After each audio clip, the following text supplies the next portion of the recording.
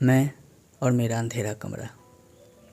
आज मैंने तस्वीर से लगी उस धागे को काट दिया है जो उस कील से बंधी थी।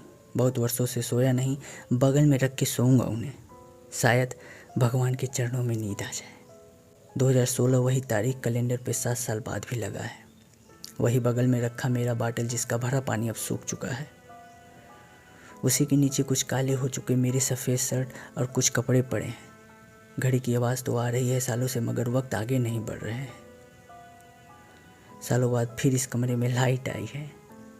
ये ऊपर वाला पंखा अपने सबसे धीमी रफ्तार पे चल रहा है। इसी में बंधी हुई वो सालों से पुरानी मोटी रस्सी लटक रहा है। पंखे की धीमी आवाज़ बाहर से आ रही सभी शोर को ख़त्म कर दे रहा है। ऊपर नीचे हर जगह मकड़ी के जालों का गुच्छा बना है। दीवालों और फर्श पे सालों से मिट्टी पड़ा है।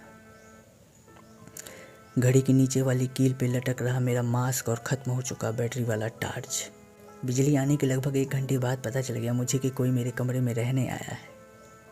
उसने अपने साथ अपनी पत्नी, 2 बच्चियां और कुछ सामान लाया है। अब लगभग 2 घंटे से पूरे कमरे में सफाई चल रही है।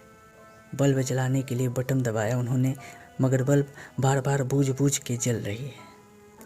वो और उनकी वो छोटी 2 खूबसूरत बच्चियों ने वर्षों बाद इस कमरे को, फर्श और मकड़ी के जालों को साफ किया है।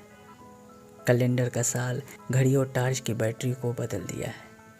पंखे से रस्सी उतारी, कपड़ों को हटाया, बल्ब बदला और सब करते करते अब रात हो गया है। नहा धो के अच्छे से उसने सालों बाद मेरे कमरे में आज खाना पकाई है। खुद के लिए, अपने पति और 2 बच्चियों के लिए 4 थालियाँ लगाई हैं। छोटी छोटी दोनों बच्चियाँ अपने छोटे छोटे हाथों से ये छोटे छोटे खाने के टुकड़े उठा रही हैं। कुछ मुंह तक पहुंच रही हैं, कुछ पहले ही गिर जा रही हैं।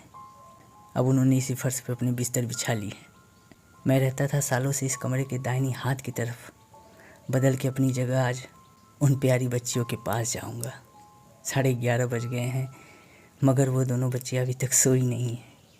सालों बाद आज रात घड़ी सही वक्त बता रही है। एक ने अपने हाथ की उंगलियों को मुंह में डाला है तो एक ने अपने पैर की। देखते देखते दोनों को अब 1 बज गए। वो दोनों सो गई हैं।